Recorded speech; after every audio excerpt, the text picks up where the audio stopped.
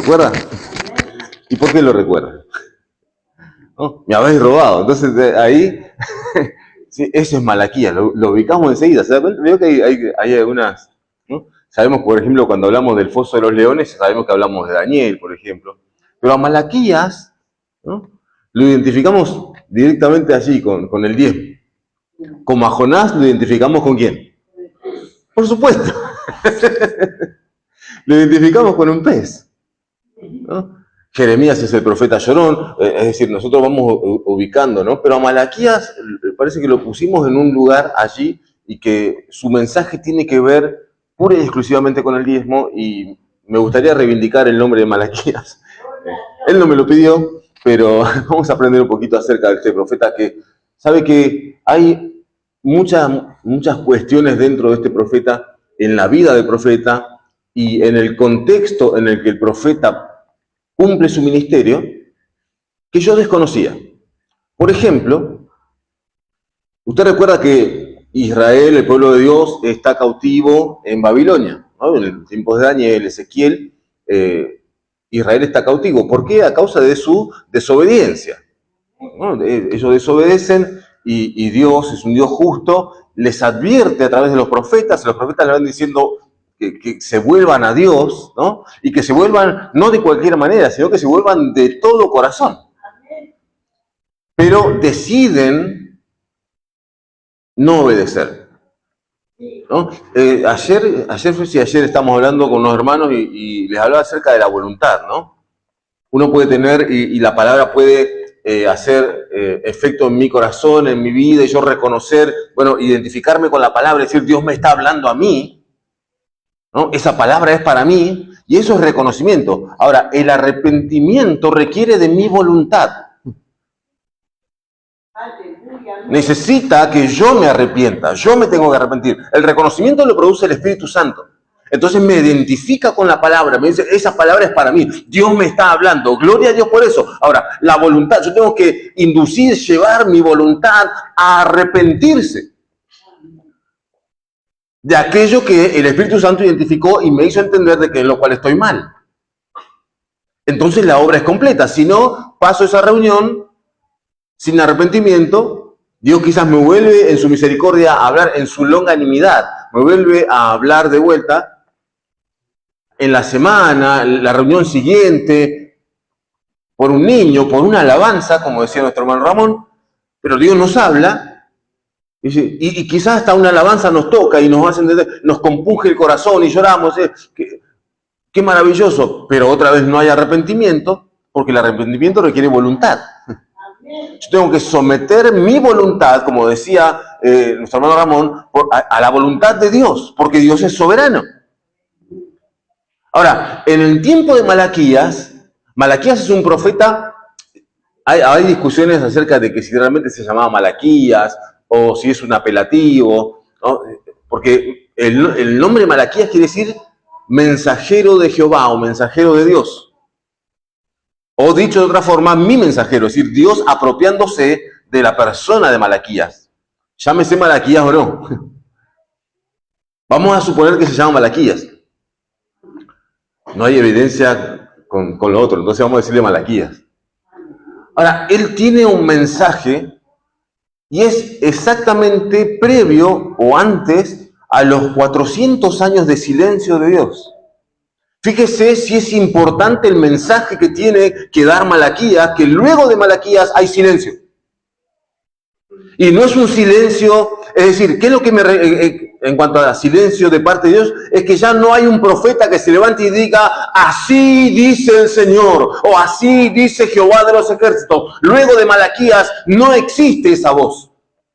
Así de importante es Malaquías dentro de la historia del pueblo judío. Así tan grande, tamaña es la importancia de este varón. Y nosotros lo reducimos simplemente a un texto en el capítulo 3. Es bastante injusto, ¿eh? Es bastante injusto. Porque, y ahora lo vamos a ver, hay un montón de cosas que el pueblo va haciendo y hay como una especie de conversación entre Dios y la respuesta del pueblo. Dios habla, el pueblo responde.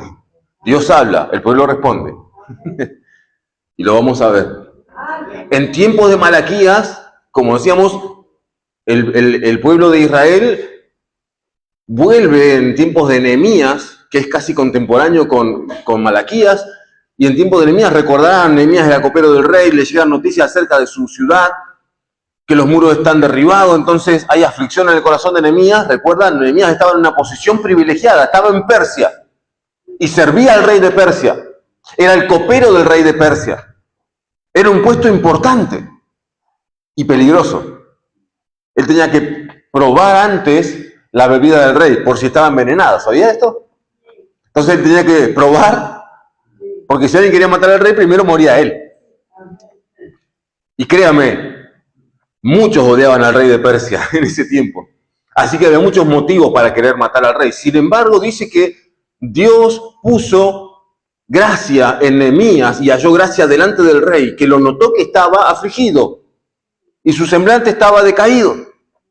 Y evidentemente se ve que Nehemías era alguien vivaz, alguien dinámico, alguien que le gustaba hacer las cosas y quizás se le notaba en su cara. Evidentemente era así, porque en cuanto estuvo mal y triste y afligido y angustiado por sus hermanos, ¿recuerdan la oración de Daniel?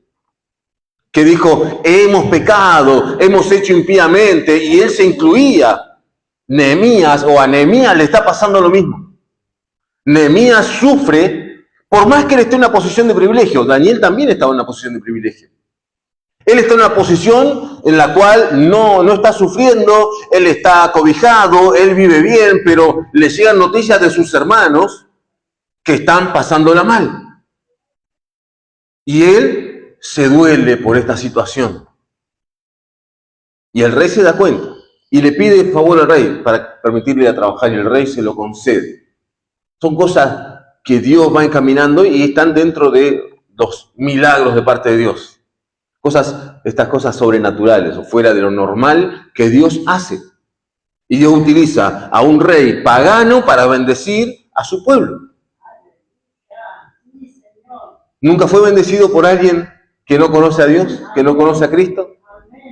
¿Quién pone esto en el corazón de aquella persona? Este sentir. Lo pone Dios. Y le he contado en este lugar y hemos hablado y lo hemos visto con mi esposa varias veces, vecinos que nos han traído cuando nosotros estábamos pasando situaciones de apriete económico, que nos han dado de comer, con postre y todo. ¿Por qué? Porque el Señor mira, conoce, como decía nuestro hermano Ramón, y allí en el Salmo 139 dice, no hay un lugar donde nosotros nos podamos ocultar, no hay un lugar donde nosotros podamos ir y que Dios no nos vea, por más que esté nublado, Dios nos ve igual. Por más que esté oscuro, usted apaga todas las luces de su casa, está en el oscuro, pero si hace algo indebido, a pesar de que esté oscuro, Dios lo ve. Dice el Salmo, lo mismo te son la luz que las tinieblas. ¿Sabías eso? Es decir, no lo podemos ocultar, porque por más que para nosotros esté oscuro, para Dios está clarito. Dios todo lo ve. Ahora, así como vio la necesidad del pueblo, envió a alguien. ¿Sabe que Dios siempre se vale de alguien, de una persona, de alguien fiel, de alguien que esté en su voluntad para poder hacer una revolución o un avivamiento? Esdras vive un avivamiento con el pueblo. Y Nehemías los lleva a trabajar. No nos gusta trabajar. Lo decía el hermano Ramón. Hermano, lo estoy citando mucho. Es que a veces es verdad. Y también, ¿qué tenemos que usar? La voluntad. Porque cuando vamos a trabajar, alguien decía, hace mucho tiempo un amigo me decía, si a todos nos gustara trabajar, no tendrían que pagarnos por ello, pero nos pagan porque no nos gusta. Vamos porque nos pagan, si no, no iríamos. No, esto es una realidad. Y nosotros muy argentinos, esto tiene que ver con nuestra idiosincrasia, tratamos de alguna manera a ver si le pegamos a algo, ¿no? Quiniela, lotería, no por supuesto los cristianos, pero el argentino en general. Yo tengo compañeros que derrochan muchísima plata en esto, ¿no? Esto que es azar puro. A ver si por ahí me salvo, ¿no? ¿Nunca lo escuchó? Seguramente que sí. Es un común denominador. No es, bueno, vamos a trabajar para ver si, y vamos a ver si podemos gestar un poco de ahorro, ¿no? Porque todos estamos pasando por la misma situación. Difícil, circunstancias adversas, estamos todos en la misma. Estamos todos subidos al mismo bote. Y a todos nos entra agua por algún lado. Pero, como siempre decimos, nuestro ministro de Economía no es el que esté actual ahora, no tengo idea de quién es. Es el Señor, ¿no? Y el que nos hace administrar aquello que Él mismo nos da, porque si tenemos un sustento, porque Él nos lo dio, y si tenemos un trabajo, porque Él nos lo dio, y el que nos da la capacidad de administrarlo es el Señor. Ahora, volvemos otra vez al pueblo de Dios, al pueblo de Israel, y allí están, Nehemías va a trabajar y junta gente, tiene oposición, por supuesto. Sanballat, Tobías, ¿no? Le hacen la vida imposible. Pero sin embargo, allí está este varón juntando recursos humanos para poder edificar los muros. ¿Para qué? Para proteger la ciudad. Y lo logra. Ahora, hay un tiempo para esto y el rey le da un tiempo determinado y él tiene que volver a Persia. Lo que sucede con Malaquías profetizando es lo que pasa después de que Nehemías se va. Y después de que Nehemías se va, el pueblo otra vez, como no tiene un líder, un caudillo, alguien que lo guíe, comienza a hacer las cosas que no debe. Entonces vamos a ver a través de la palabra algunas cuestiones. ¿Amén? ¿Amén? No somos pocos, pero vamos a hacer ruido. Malaquías, capítulo 1.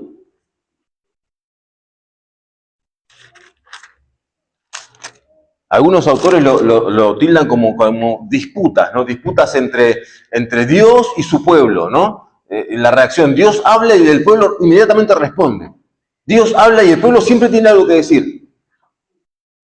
A mí en lo personal, en voz baja lo digo, me molesta esa persona que siempre quiere tener la última palabra, ¿no? Siempre tiene algo para decir. ¿No? Como que si no cierra la conversación, no sirve, ¿no? Está pasando eso con el pueblo de Israel. Mire, capítulo 1, verso 1:1. Profecía de la palabra de Jehová. Y fíjese, es contra, no es para. Ya Dios está estableciendo que puso un mensajero, Malaquías, para hablar contra. ¿Por qué? Porque lo que están haciendo está mal. Entonces la profecía no puede ser a favor de, es en contra de. Y si alguien tiene allí un marcador y puede subrayar esto, subraye la palabra contra, porque usted no va a encontrar esto en otros profetas. El profeta Malaquías está vuelto contra el proceder del pueblo de Dios. Contra, no a favor. Y esto es porque Dios lo envía con esta misión. Y dice, por medio de Malaquías, es decir, el instrumento contra el pueblo de Israel va a ser Malaquías. Y la palabra dice así, verso 2, yo os he amado. ¿Quién lo dice? Jehová. Y mire la respuesta. Y dijisteis, ¿en qué nos amaste? ¿No era Esaú hermano de Jacob? Dice Jehová. Y amé a Jacob. Fíjese la elección. La predicación podría ser específicamente solamente esto, pero vamos a tratar de avanzar más. Pero fíjese esto. Yo os he amado. Hay una afirmación. ¿Dios miente? ¿Puede mentir? No, la Biblia dice que no. Y él lo que dice es una afirmación. Yo los amé. Yo te amé. Ahora el pueblo, ¿qué dice? Hey, ¿en qué nos amaste? ¿Cuándo vimos nosotros una muestra de tu amor? Eso le está diciendo el pueblo de Israel a Dios. ¿En qué momento nosotros tuvimos una muestra, aunque sea, de que nos amaste? Fíjese el cinismo que maneja el pueblo de Israel. ¿Por qué? Porque tiene los ojos tapados. Porque no puede ver, no puede entender, no puede comprender. Han pasado muchos años, siglos, acerca de aquello de las promesas. Cuando el pueblo de Israel se vuelve otra vez de la cautividad de Babilonia a su pueblo, a su ciudad, ellos vienen con las profecías, ¿no?, de la restauración, y vienen gozosos, y llegan gozosos otra vez a su pueblo, a su tierra natal, nuevamente. Vuelven otra vez, vuelven con gozo, vuelven con alegría, vuelven abrazando promesas de parte de Dios, pero han pasado 100 años aproximadamente hasta este momento, y ellos no ven las promesas cumplidas. Entonces dice: ¿cuándo nos amaste? Nos prometiste y no nos diste. ¿En qué momento vimos tu mano poderosa? El pueblo no puede entender que Dios aún así los sigue amando. Y miren lo que dice Dios. Dice: ¿no elegí yo a Jacob? ¿Por qué le dice esto? Dos hermanos, Jacob, Esaú. Esaú, dice la palabra del Señor, que era amado de su padre. Recuerda de su padre Isaac. Y salía a cazar, era cazador, su padre lo amaba, era el mayor, era el de la primogenitura. Él era el quien recibiría la bendición de parte de su padre. Y Jacob, el menor, hermoso, se quedaba en la casa, ¿no? Tenemos muchos ejemplos así, ¿no? El mimado de la mamá. No voy a seguir más. Ahí quedamos, ¿no? El mimado de la madre, pobrecito, ¿eh? Ahora, ¿qué hace Jacob para ganar la primogenitura? Primero, Esaú, perdón la expresión, pero re verde, muy verde, le vende la primogenitura por un plato de lenteja. O sea, tampoco valoró lo que Dios le había dado. Ahora, cuando Esaú, para ganar esa primogenitura, engaña, miente. ¿Y sabe qué? Y en algún momento yo sé que lo dije en este lugar. Él huye de su hermano Esaú porque, por supuesto, Esaú lo quiere matar. Y cuando llega así a un lugar donde se encuentra más o menos a salvo, dice que pone una piedra así en su cabecera, se duerme y tiene una visión. ¿Recuerda la visión? Ángeles suben, ángeles bajan. Y ¿sabe qué? Muchas veces lo tomamos: ¡qué bendición! Dios le habló a Jacob allí. ¿Sabe lo que le estaba viendo Jacob? Lo mismo que hablamos del Salmo 139. Dios todo lo ve. Le está diciendo: Jacob, yo vi lo que hiciste kilómetros atrás. Tengo ángeles que suben y que bajan y que están viendo lo que vos estás haciendo. Tu actitud, tu accionar no está quedando fuera de mi visión. Jacob, yo te estoy mirando. Y Jacob, por eso que Jacob tiene miedo. Lo dice la Escritura, lo voy a encontrar en el Génesis. Tiene miedo y dice: ciertamente que Dios estaba en este lugar y yo no lo sabía. ¿Por qué? Porque él estaba pensando que también estaba huyendo de Dios. Por eso dice eso. Y Dios le demuestra con esa visión de que nada está oculto delante de su presencia. Ahora, le dice al pueblo y le recuerda en este pasaje pequeño que Dios amó al mentiroso, amó al embustero, y al otro lo desechó. ¿Por qué? Por su gran amor. Es lo que está tratando de mostrar Dios a su pueblo, que le dice: ¿cuándo nos amaste? Bueno, ya. Fíjese la profundidad del mensaje de Malaquías, que tiene que llevar a un pueblo a repasar su pasado desde el principio. Y le dice: yo te amé. ¿Cuándo? ¿Cuándo me amaste? Cuando eras un mentiroso. Y cumplí con mis promesas. Por eso ahora somos una nación. Dios fue cumpliendo con las promesas dadas a Abraham, Isaac y a Jacob. Y se establece una nación, un pueblo y un lugar, un territorio físico para ese pueblo. Porque Dios cumple con su promesa. Es lo que Dios le está diciendo a su pueblo. Yo te amé y cumplí mi promesa para con ustedes, aun cuando eras mentiroso. Bendito sea el nombre del Señor. Alabado sea Dios. Pero fíjese que ya se genera una discusión entre lo que Dios les dice y lo que el pueblo percibe. Hoy que está tan de moda la percepción. Tenemos mucho para hablar así también. El pueblo se percibe no amado. Entonces dice, ¿cuándo me amaste?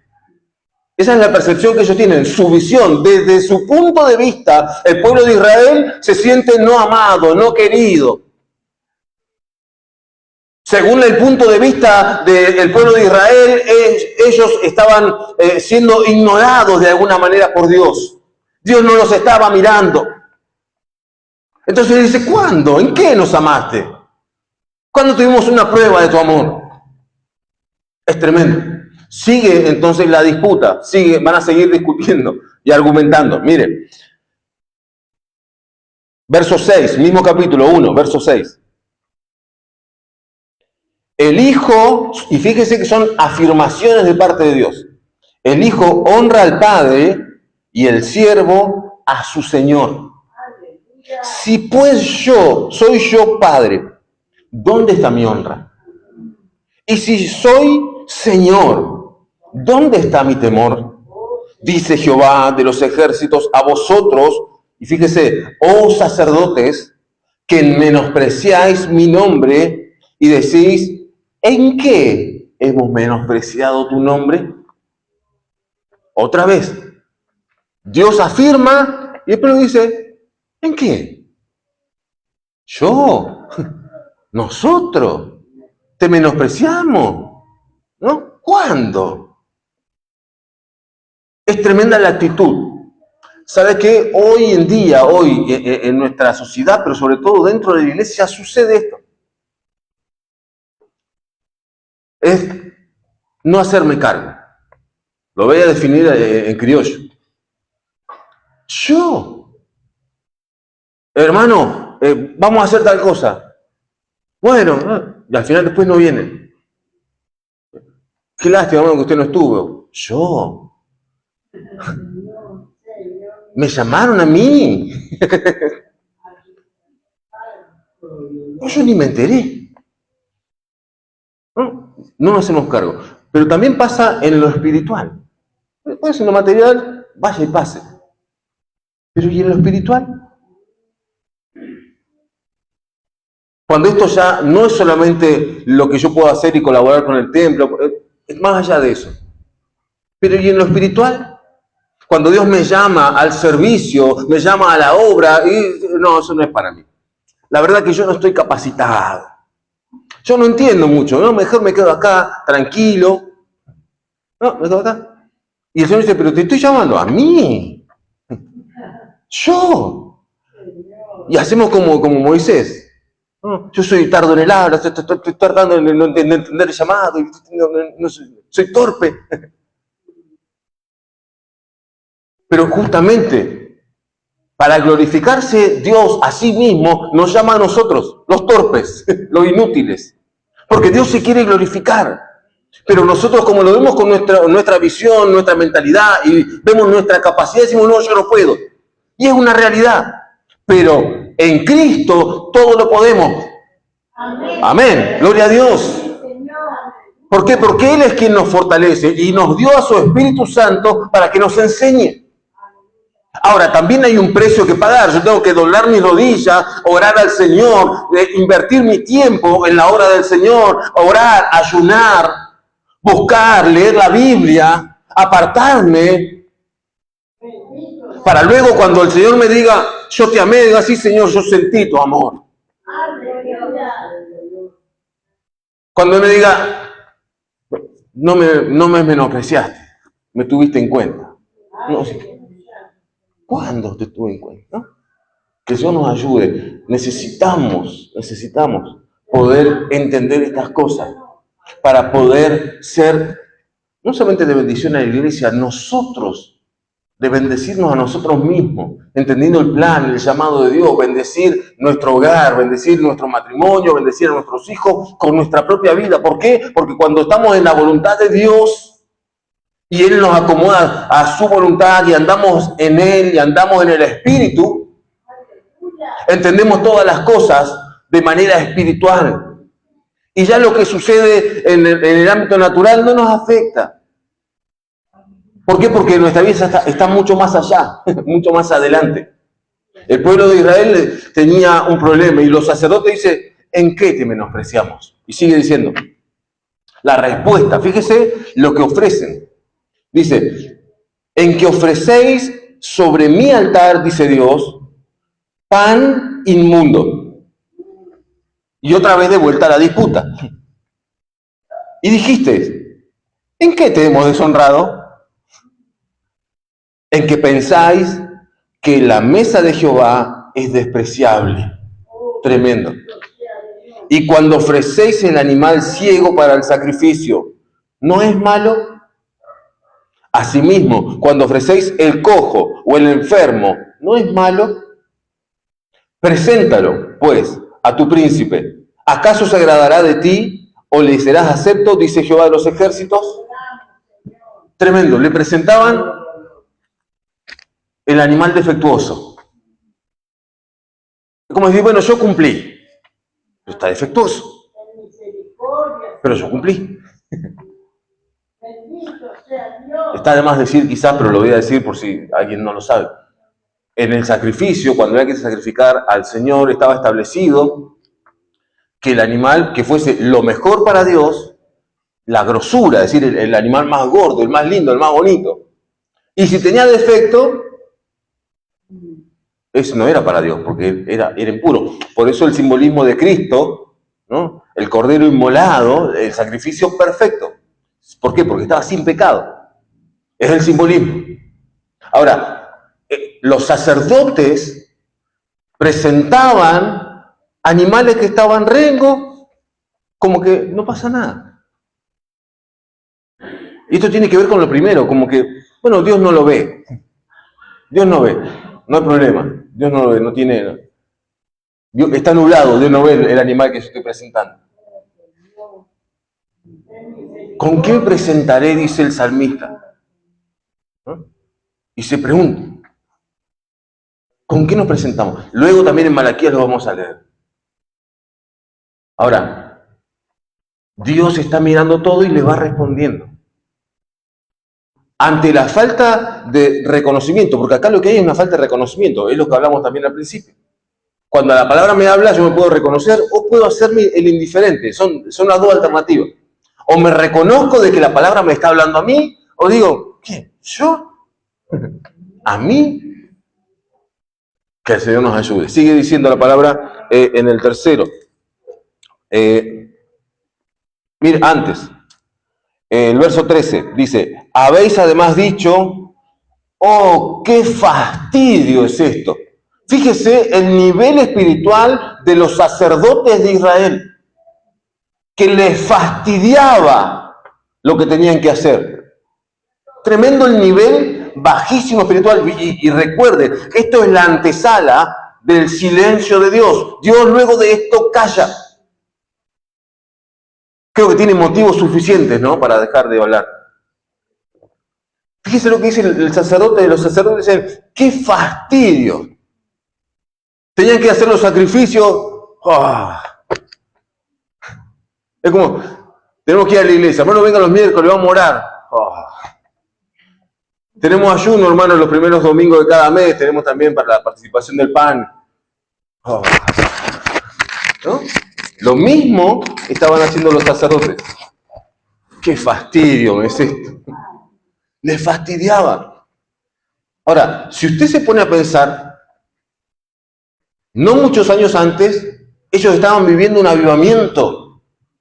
Ellos estaban con Esdras y se leía la palabra, dice que ellos lloraban y se arrepentían y se reconocían. Es el mismo pueblo.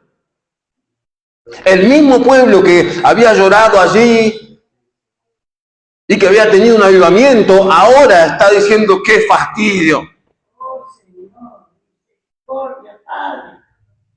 Eso quiere decir, hermano, que muchas veces nosotros podemos estar en un nivel espiritual y creernos que tocamos el cielo con las manos, pero dice la palabra, el que crea que está firme, mire que no caiga. Porque no estamos exentos de una caída. El mismo pueblo que había dicho y que estaba rasgando su vestidura en arrepentimiento y que reconocía y se leía la palabra de Dios y gloria a Dios por todo esto, el mismo pueblo está diciendo ahora, ¡qué fastidio! Tremendo. capítulo 2, versos 10. Dice, ¿no tenemos todos un mismo Padre? ¿No nos han creado un mismo Dios? ¿Por qué pues nos portamos deslealmente el uno contra el otro, profanando el pacto de nuestros padres? Prevaricó Judá y en Israel y en Jerusalén se ha cometido abominación, porque Judá ha profanado el santuario de Jehová que él amó y se casó con la hija de Dios extraño. Además de todo esto, el pueblo tenía un ligero defecto. Comenzó a casarse con mujeres de otros lugares que adoraban a otros dioses. Y esto le era abominación. Prevaricó, dice Dios, Judá. Y fíjense lo que dice Nehemías, capítulo 13. Y no me quiero equivocar, pero creo que es el verso 23.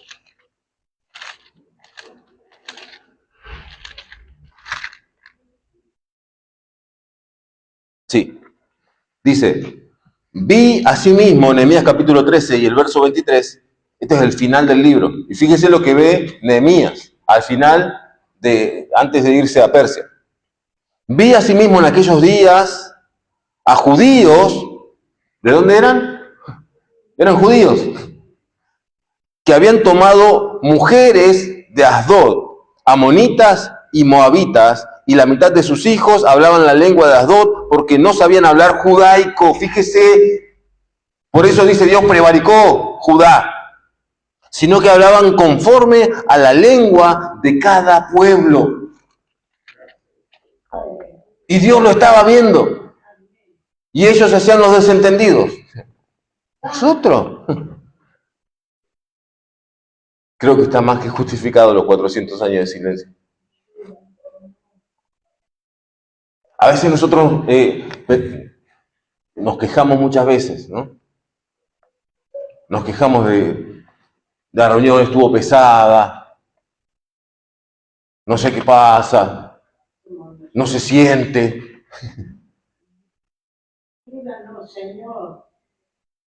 ¿No será que muchas veces estamos como el pueblo de Israel? Y muchas veces prevaricamos nuestro corazón, adulteramos nuestro corazón, deseamos otras cosas que no están dentro de la voluntad de Dios, dentro del plan de Dios, ni siquiera le consultamos a Dios. Porque esto tiene que ver con un deseo. El ir a buscar mujeres a otros lugares tiene que ver con un deseo del corazón. Tenían ese deseo, la vista. ¿No? La vista me lleva a eso. La codició. Recuerda a David con Betsabé. ¿Cómo cayó David? Porque la miró y la codició. La vio con sus ojos, la codició. ¿Cómo cae Eva? Miró que el fruto era lindo. ¿Con qué lo vio? Con los ojos. El pueblo de Israel, los hijos de Israel también. Vieron con sus ojos, codiciaron y no les importó que no fuesen judías. Y hasta aprendieron el lenguaje de ellas para poder comunicarse. Tremendo. Y Dios lo está viendo todo. Gloria a Dios. Bendito sea el Señor. El 2:17 dice, habéis hecho cansar a Jehová con vuestras palabras. Gloria a Dios.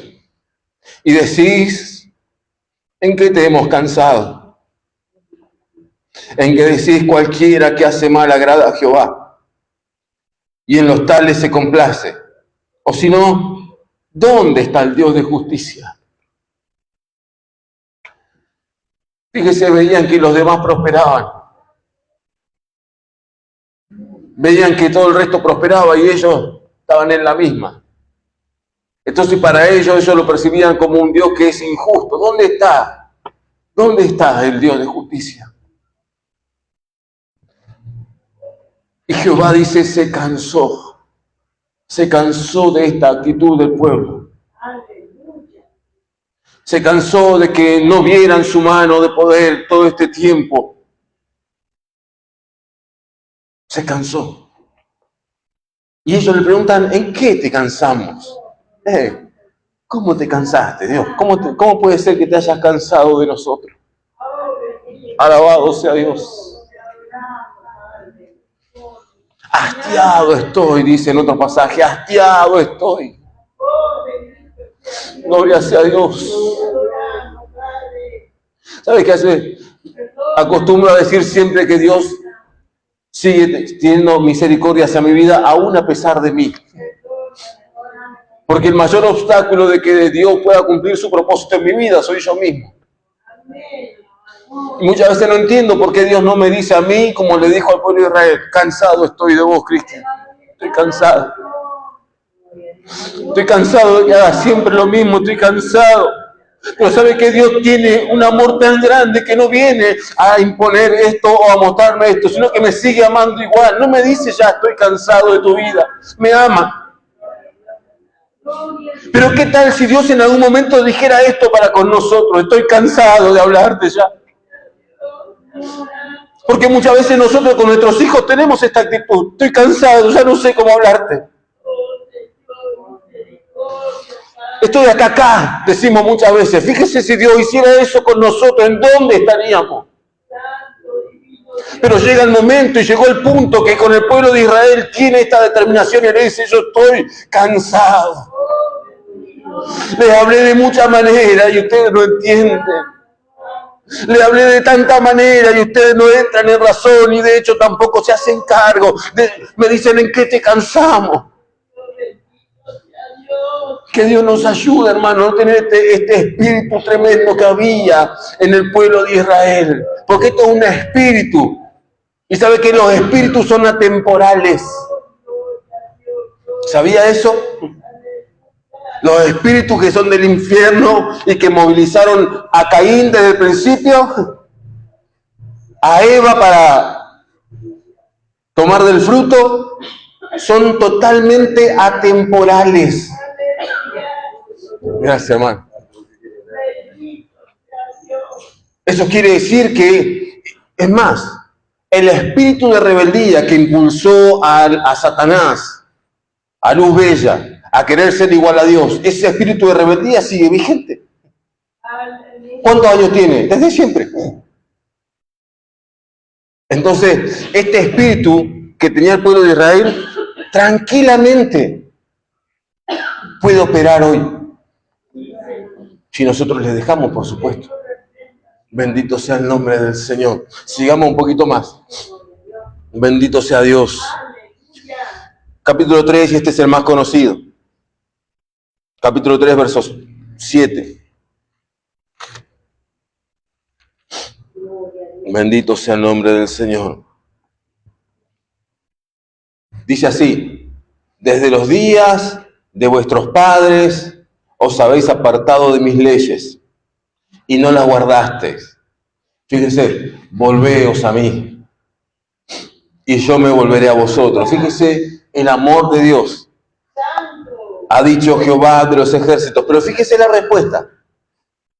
Mas dijisteis, ¿en qué debemos de volvernos? Es decir, ¿por qué me tengo que volver a Dios? Si yo estoy bien así. ¿Volverme? ¿Pero cuándo me alejé? ¿Se da cuenta? Estaban tan cegados. Ellos vuelvo a la percepción, se percibían cercanos a Dios. ¿Recuerda cuando hablamos de Jonás? Fue un miércoles, hablamos de Jonás. Cuando lo están por enviar, que detectan que él es el problema. Recuerda que estaba allí en la nave se estaba por hundir, entonces echan suerte, la suerte cae sobre Jonás. Y le dicen, ¿por qué cayó sobre vos? ¿Quién sos? ¿De dónde venís? Yo soy hebreo y temo a Dios. Él se consideraba temeroso de Dios, pero la realidad era que no era temeroso de Dios, porque si hubiese temido a Dios no estaría yéndose a Tarsis, estaría yéndose a Nínive. La percepción de Jonás era distinta de la realidad, una dicotomía. De vuelta, acá vemos una dicotomía. La percepción del pueblo de Israel es, nosotros no tenemos que volvernos. ¿Por qué tenemos que volvernos? Estamos cerca. Y Dios sabe que no están cerca. Dios conoce que no es verdad. De que hay una dicotomía entre lo que ellos perciben de sí mismos y lo que en realidad es. ¿Podemos engañarlo al Señor? De ninguna manera. Dice, y acá este es el conocido, no vamos a entrar en profundidad en cuanto a diezmo y ofrenda, pero ¿robará el hombre a Dios? Pues vosotros me habéis robado. Y dijisteis, otra vez, ¿en qué te hemos robado? En vuestros diezmos y ofrendas. Malditos sois con maldición, porque vosotros, la nación toda, me habéis robado. Traed todos los diezmos al alfolí y haya alimento en mi casa, y probadme ahora en esto, dice Jehová de los ejércitos, y no os abriré la ventana de los cielos y derramaré sobre vosotros bendición hasta que sobreabunde. Creo que es el pasaje, como decía al principio, por el cual identificamos rápido a Malaquías. Pero lo vimos en algún momento, el contexto habla de otra cosa. Dios viene recalcando otras cosas, no el diezmo. Dios viene hablándole a un pueblo totalmente rebelde. Y entre otras cosas, le robaba a Dios. ¿Por qué? Bueno, lo veíamos hace un tiempo. Es decir, el diezmo de todas las cosas, y cuando hablamos de alfolí, permítame diferenciarlo del ofrendero que tenemos nosotros. El alfolí es un granero, hermano. Cuando Dios dice traer todos los diezmos al alfolí es porque lo que cultivaba el pueblo o lo que tenía en ganado el pueblo, el 10% tenía que ir para los levitas. ¿Por qué? Porque ellos no tenían tierra. Las otras 11 tribus tenían un lugar, una tierra, pero la tribu de Leví estaba apartada. Ellos no tenían una tierra. Estaban en el templo, trabajaban allí. No tenían sustento porque no podían trabajar la tierra. Entonces Dios estableció que todo el resto del pueblo dé el 10% para ellos.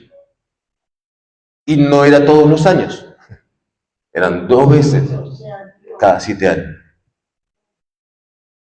Y los levitas que recibían esto también tenían que dar el 10% a Dios. ¿Eran dinero? No. Por eso dice traer los diezmos al alfolí. ¿De qué hablamos nosotros? Hablamos de ofrenda. ¿Se recuerda, verdad? Lo hemos hablado.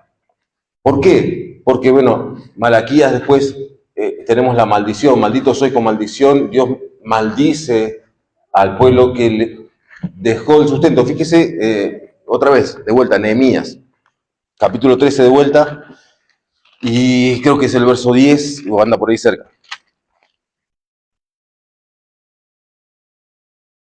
Sí, 13:10 de Nehemías. Encontré asimismo que las porciones para los levitas no les habían sido dadas, y que los levitas y cantores que hacían el servicio habían huido cada uno a su heredad.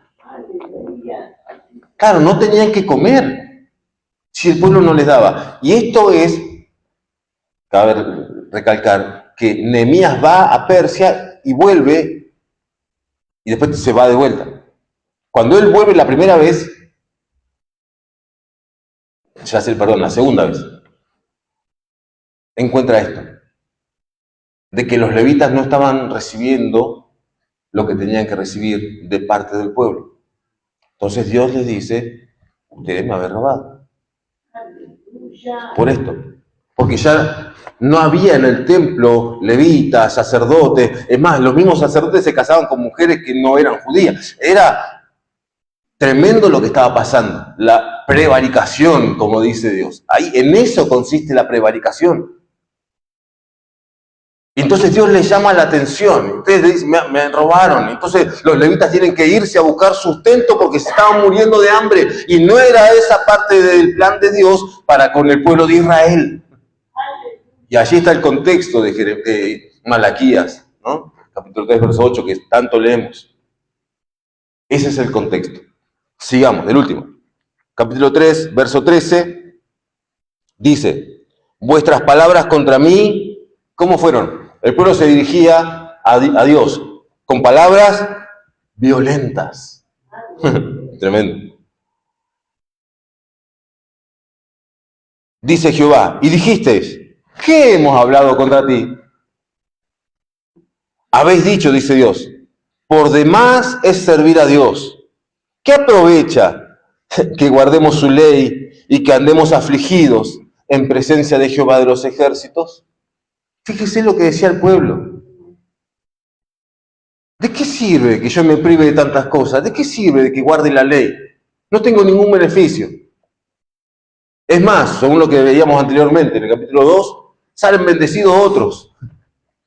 Los que no sirven a Dios son bendecidos. Nosotros guardamos su ley y nos va mal. ¿De qué sirve? Fíjese todo lo que había en el corazón de un pueblo que es llamado el pueblo de Dios. ¿Podemos identificarnos nosotros en alguna de estas palabras y respuestas? Yo creo que sí. Yo creo que sí. Para cerrar, hermanos, vamos al capítulo 4. Habría mucho más para hablar, pero la hora pasa. Verso 1, 4:1, dice, porque he aquí viene el día, fíjese, la promesa de Dios, porque con esto concluye no solamente el libro de Malaquías, sino todo el Antiguo Testamento. Y luego de estas palabras va a haber 400 años de silencio. Porque aquí viene el día ardiente como un horno, y todos los soberbios, el pueblo, y todos los que hacen maldad serán estopa. ¿Qué pasa con la estopa cuando uno le acerca al fuego? Eso estaba diciendo Dios que va a pasar con aquellos soberbios. Y hasta ese momento, y por lo que nosotros leemos, los soberbios es el mismo pueblo de Israel. Aquel día que vendrá los abrazará. Fíjese, tenemos abrazará con ese. Es decir, que no es un abrazo, porque ese abrazo es con Z. El abrazo con ese tiene que ver con las brasas. Lo abrazará quiere decir que lo va a consumir el fuego. De eso está hablando. Ha dicho Jehová de los ejércitos, y no les dejará ni raíz ni rama. Pero fíjense en esto, mas a vosotros, los que teméis, fíjese que Dios está marcando un contraste. Hay aquellos que desobedecen, están los rebeldes, los contumaces, están, yo los he visto, yo los escuché, yo sé que están y que existen. Y para ellos va a haber una recompensa que los va a abrazar, los va a consumir el fuego. Pero a vosotros, a nosotros, los que tememos, los que teméis mi nombre, nacerá el sol de justicia. Y en sus alas traerá salvación, aleluya. Y saltaréis como becerros de la manada. Hollaréis a los malos, los cuales serán ceniza bajo la planta de vuestros pies. En el día en que yo actúe, ha dicho Jehová de los ejércitos, acordaos de la ley de Moisés, mi siervo, el cual encargué en Horeb ordenanzas y leyes para todo Israel. He aquí yo os envío, fíjese, el profeta Elías, antes que venga el día de Jehová grande y terrible. Él hará volver el corazón de sus padres de los padres hacia los hijos, y el corazón de los hijos hacia los padres. No sea que yo venga y hiera la tierra con maldición. Amén. Esta es la despedida de parte de Dios para con su pueblo. Yo enviaré al profeta Elías. Y sabe que esto se cumplió. Y quien viene como el profeta Elías es Juan el Bautista. Vestido igual, bueno, alimentado parecido, piel de camello, ¿recuerda? Bueno, el mismo espíritu que moraba en el profeta Elías estaba en Juan el Bautista. Y Dios cumple su promesa. Dios cumple con sus promesas. Dice, mas a vosotros, los que teméis a mi nombre, os alumbrará el sol de justicia. Gloria a Dios. Tenemos una esperanza, hermano. Tenemos esperanza. Y Dios cumple, como leímos tantas veces, Dios cumple. Dios no es hombre para mentir, ni hijo de hombre para que se arrepienta. Él habló y se va a cumplir. Él dictaminó y Dios lo va a cumplir. Resta de nosotros tener temor, respeto, reverencia, entender de que Dios es soberano, de que Dios hace las cosas como Él quiere, más allá de si a mí me gusta o si a mí no me gusta, o si yo lo entiendo o si no lo entiendo. Porque muchas veces Dios va a actuar, aun cuando yo no lo entienda, Él no me va a pedir permiso para hacer lo que Él tiene que hacer. Ahora, yo puedo doblegar mi voluntad y entender de que tengo que entrar por la puerta y la puerta es estrecha, entonces tengo que hacer un esfuerzo para entrar. Jesús lo dijo. El que lleva a la salvación, la puerta es estrecha, angosta. Y usted, si yo le cerrara las puertas aquellas y le pusiese un obstáculo, usted va a tener que esforzarse para poder salir. Ahora, la puerta que lleva a la perdición es ancha. Y es fácil andar por ella. Requiere esfuerzo y este esfuerzo requiere voluntad. Si yo no tengo esfuerzo y no tengo voluntad, difícilmente pueda llegar yo a agradar a Dios. Porque si bien Él no se vale de mi sacrificio y es la fe lo que me acerca a Dios y me justifica delante de Dios, luego yo voy a tener que demostrar con mis obras que realmente soy un hijo de Dios, una hija de Dios. Es lo que dice Santiago. Ayúdanos, Señor. No creo en la justificación por obras, por supuesto que no. Pero sí de que si yo fui justificado, santificado, perfeccionado por Dios, mi manera de conducirme va a hablar de quién soy. Yo no tengo que tener un cartelito por todos lados que diga soy cristiano. Mis hechos van a mostrar de que soy un hijo de Dios. O deberían hacerlo. ¿Qué necesitamos entonces? Lo que le pasó al pueblo de Israel. Volveos a mí. Una restauración.